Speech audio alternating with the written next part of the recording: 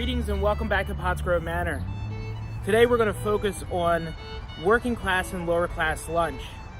Like me, who may have been a contracted employee for the Potts family, my lunch today is going to be out while I'm working in the fields surrounding Pottsgrove Manor. But much like you today, I might take my lunch with me and have it as I'm working. So I packed my lunch before I left for the morning. So now it's time to rewind back and take a look at what I packed to have for lunch today. For many working class and lower class in the 18th century, preparing their lunch was going to happen well before leaving the house each day. Whether it was working in the kitchen garden or working in the fields surrounding Pottsgrove Manor, we would need to make sure that our lunch was mobile, easy, durable, and sometimes preserved for us to consume. We would make sure to pack our lunchbox each morning. In my case, a market wallet will do. And today we're going to look at 3 receipts for somebody who might be working in the fields. Those receipts are for French bread out of a can of glass, a potted cheese, also out of a can of glass, as well as a Scotch egg. The myth of the Scotch egg says that it originated in the 1730s as something that was easy and durable to take on the long coach rides out of London. The receipt that we're looking at today will date sometime to the late 1700s. Utilizing ham instead of the modern ground beef, it adds a nice little touch to that egg.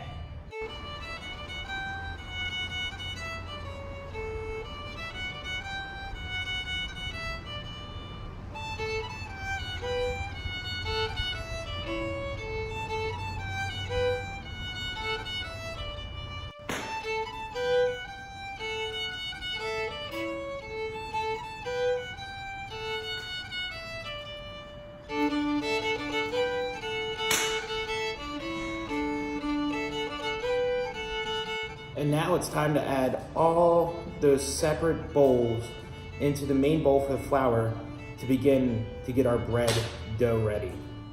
So we have our milk with an egg white,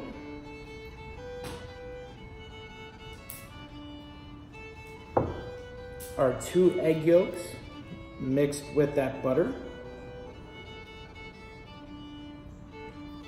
and last but certainly not least, our ale yeast.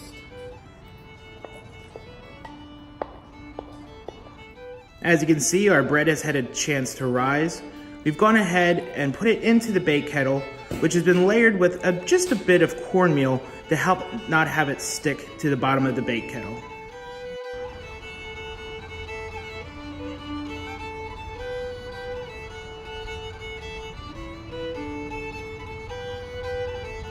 The first step in our Scotch egg recipe is to hard boil the eggs.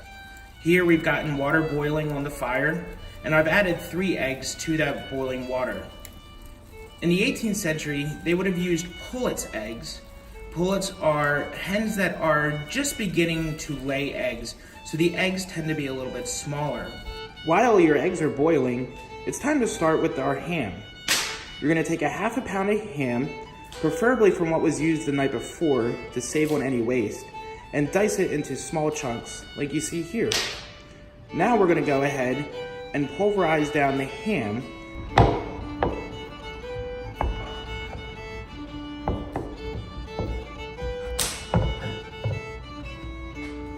Once you've ground down your ham, now we're ready to finish off our forced meat. What we're going to do is add a 1/4 cup of grated breadcrumbs. Again, no waste when we're doing this. This is the crumbs of bread that has gone stale or that we've rasped off another loaf. A 1/4 cup, anybody remember what last week's measurement that would be? That's correct.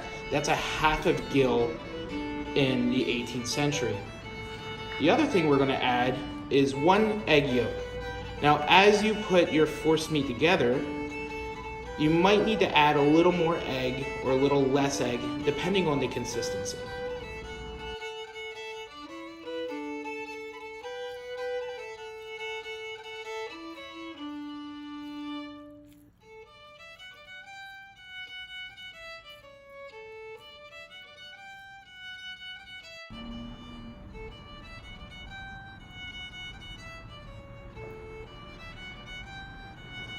So we've gone ahead and heated our skillet with a little bit of suet at the bottom of it.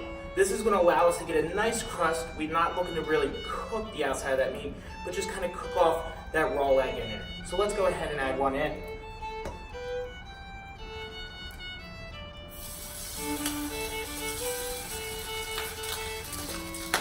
And we're just going to kind of keep rolling it to get a nice crust on the outside.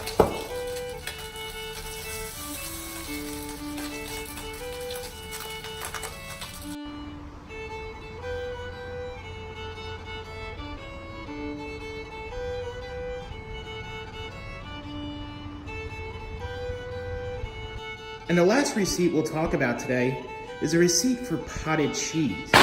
Potted cheese was a way to preserve cheese, almost like a spread, for an extended time. Today we're going to be using a recipe from Hannah Glass, and this is calling for 1.5 pounds of Cheshire cheese. Now, during the hard times right now, it might be hard to find Cheshire, so in our case, we've gone ahead and grated 1.5 pounds of a medium cheddar cheese. To that, we're going to add a gill of white wine, in this case Canary wine, 4 ounces of butter, as well as about 1.5 teaspoons of mace. So now it's time to add the rest of the ingredients into our potted cheese. As you can see, we've mortared and pestled the cheese down into almost a paste. We're going to go ahead and add the wine,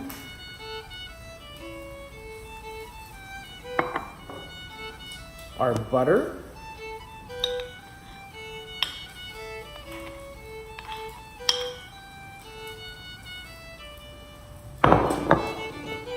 and our mace. And give it a good stir and mix. So all of our ingredients for the potted cheese has now been mixed together, and we're going to go ahead and add that into a crock.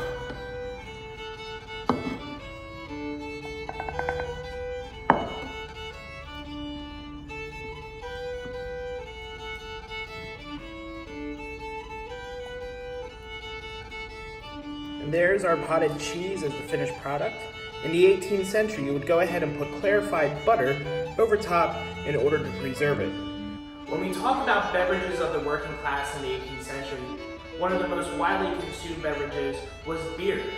In the 18th century, ales were extremely popular, and John Potts was bringing them up to the day store here at Pottsgrove Manor by the hogshead. Hogshead is a unit of measurement for barrels, in this case, and roughly a hogshead of beer would be about 54 gallons of beer.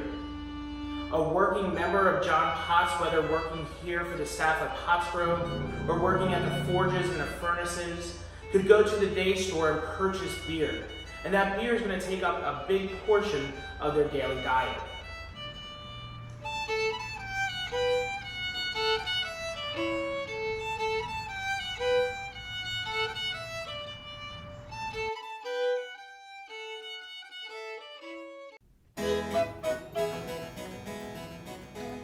Welcome back to the hearth here at Pottsgrove Manor. Breakfast has been served, and so it is time to work already on the second meal of the day. Lunch for the upper class family like the Potts could easily be the largest meal of the day, full of lots of different courses, and it is also time for you to really do some business. Yeah, a classic kind of business lunch. Have business associates over, discuss the iron industry, the town, the things that you need, wine and dine, and impress with a meal on your table. So let's look at some of the exciting 18th century lunch receipts that we are going to go over. So often when we think of pie today, we think of fruit pies or chocolate pies, what that have meringue up to the sky. But in the 18th century, when you say pie, it probably is a meat pie. Absolutely, these fruit pies exist and are extremely tasty, but a meat pie is perfect for lunch. We're going to do one from The Art of Cooking, by Art of Cookery Made Plain and Easy by Hannah Glass. She has an excellent recipe for a pork pie that uses apples and onions and has a little spice in it too.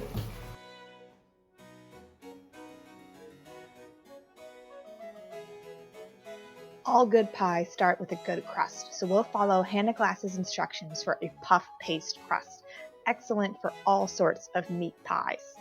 You want about 3½ cups of flour and then just enough water to bring it together. Mix with your hands so you can feel the dough, but again, just enough until it forms a basic pastry. Go ahead and roll that out and make sure it is nice and flat, so utilize a rolling pin. Once your dough is flat, you're going to encase 2 sticks or about a pound of butter inside. Puff pastry needs to have these pulls and folds and rolling out so you build layers of butter and pastry so you get lamination.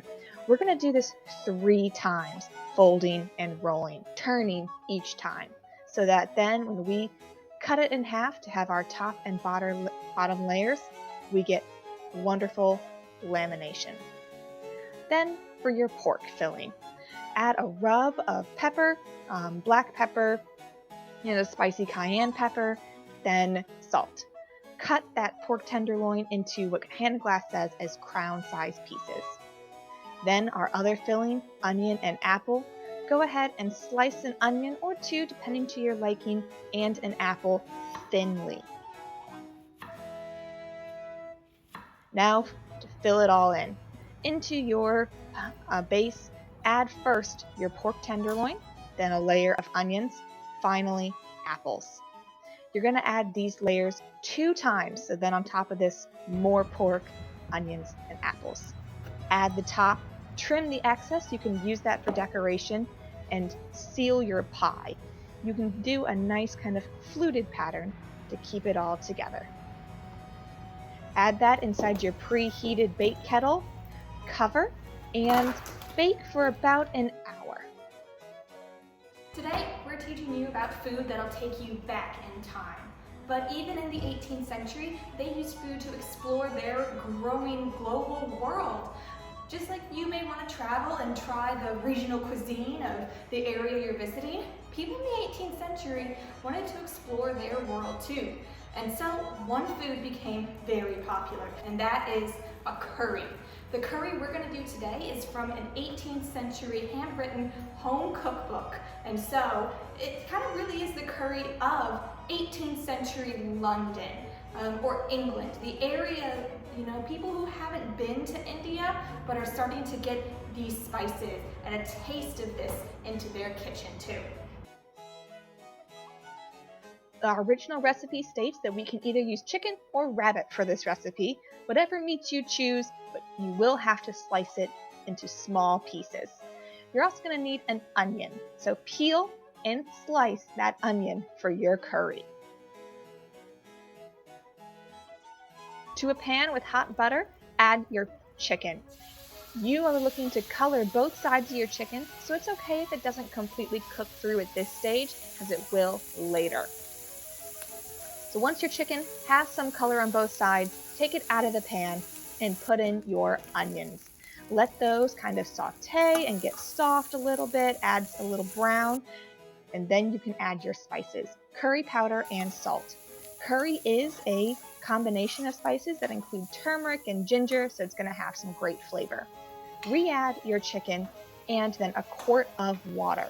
The original recipe says to let it cook for 2 hours. Just keep an eye on it until it's your desired consistency. If you want to make rice with your curry, simply take your desired amount of rice, cover it with water, and let it boil until soft, draining if needed.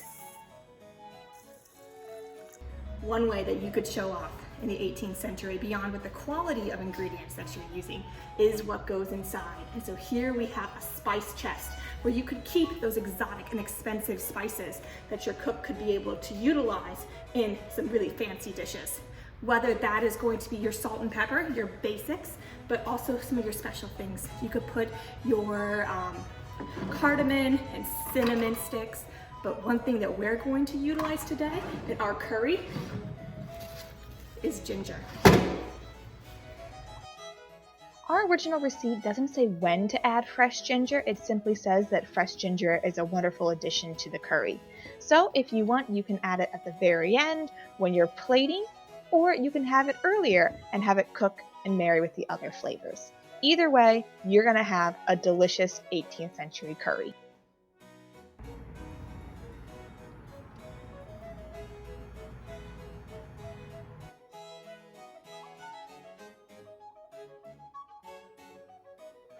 And every meal needs something to drink, and so here's a refreshing peach water. And it could not be simpler.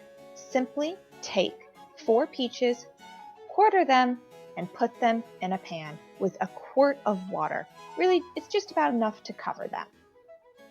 And then once you have your peaches prepared, let them stew on the fire until soft. You can stir them occasionally, but really, you don't have to think about them too much.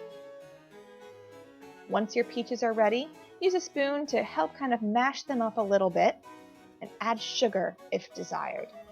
Then take a ladle and strain the peach pulp from the rest of the liquid, and your peach water is going to be the most lovely pink color.